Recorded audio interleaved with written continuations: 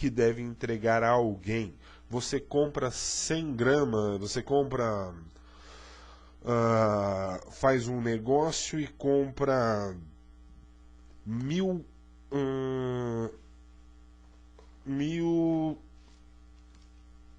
CDs, tá bom? 1000 capinhas de CDs. Você adquiriu 1000 capinhas de CDs. Chega na sua residência, na sua empresa, somente 600.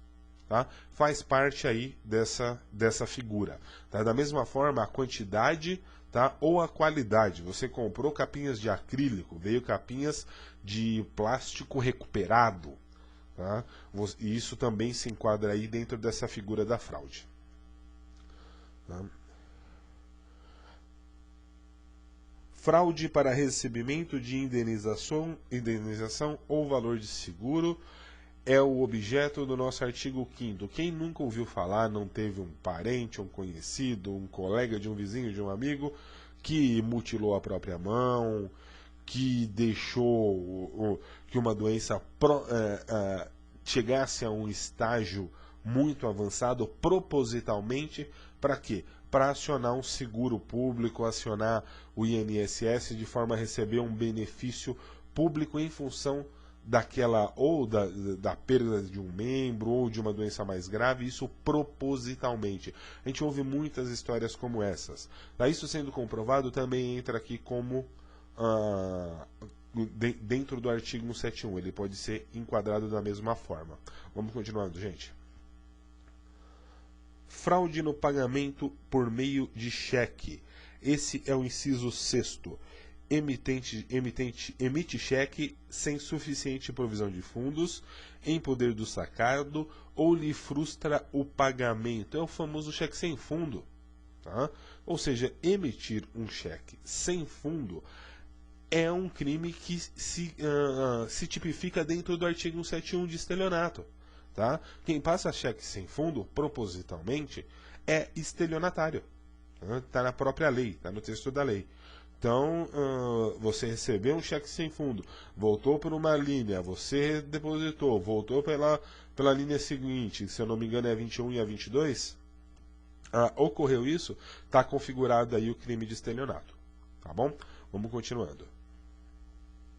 Parágrafo 3º. A pena aumenta-se de 1/3 se o crime é cometido em detrimento de entidade de direito público ou de instituto de economia popular, assistência social ou beneficência. Tá? Então, ele vai aumentar de 1/3. 1/3. Tá? Como a gente já conversou, vamos ficar de olho nessas pequenas observaçõezinhas de prazo. Como a gente já falou na primeira aula, isso não é corriqueiro, não é normal que seja constantemente pedido, mas pode ser que ocorra de cair, ele joga um sexto, ele joga um meio.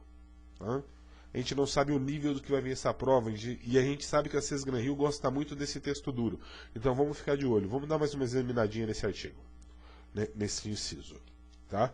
O crime é cometido em detrimento de entidade de direito público ou instituto de economia popular, assistência social ou beneficência. Ele só elenca aí alguns institutos onde ele vai utilizar os mesmos incisos anteriores, majorando a pena aí de 1/3. Apenas isso. Vamos continuar, a gente tem aqui a duplicata simulada. Expedir ou aceitar duplicata que não corresponda, juntamente com a fatura respectiva, à venda efetiva de bens ou a uma real prestação de serviço. O que isso quer dizer? É uma duplicata falsa. Tá? A fatura tem um valor X e a duplicata tem um valor Y. Tá? Isso é ilegal.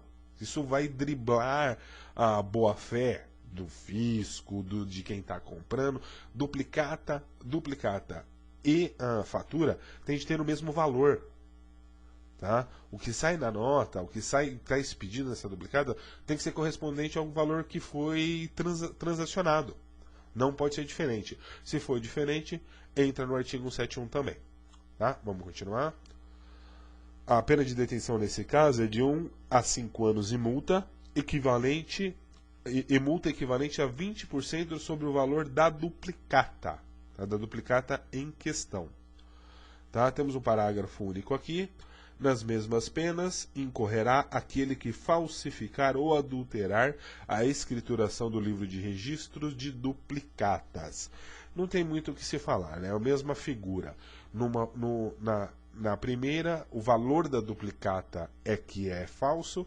Na segunda, o registro no livro de duplicatas, onde são registrados todos os dados das duplicatas, que é um documento contábil da empresa, tá falsificado.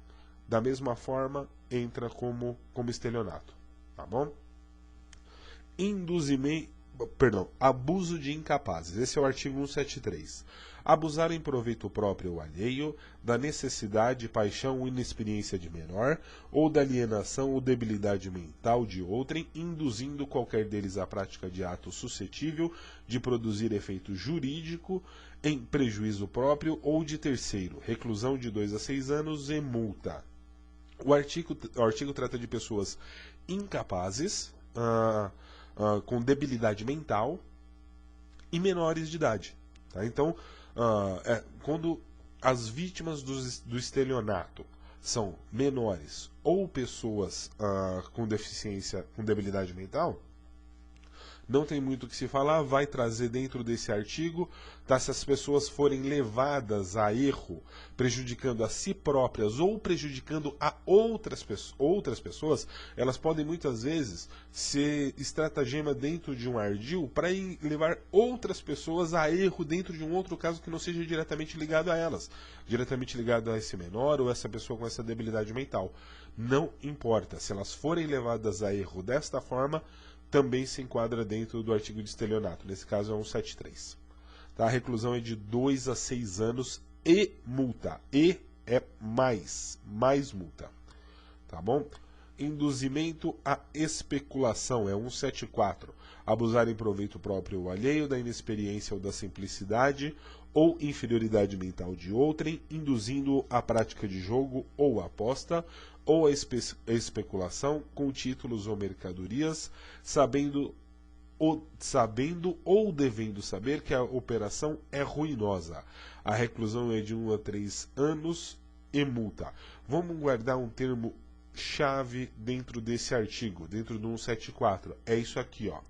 Induzindo a prática de jogo ou aposta, tá? Depois ele vai falar especulação, mas a especulação é um jogo, é uma aposta. Tá? Especular é apostar. As pessoas especulam na bolsa, tá? Então, isso é uma figura facinho de a gente gravar para na hora do concurso, na hora de responder a questão, a gente já saber se guiar, tá? Ele trouxe ali indução a jogo, indução a aposta, especulação, vai entrar no 174, tá? A pena do 174 para esse caso está na sua tela.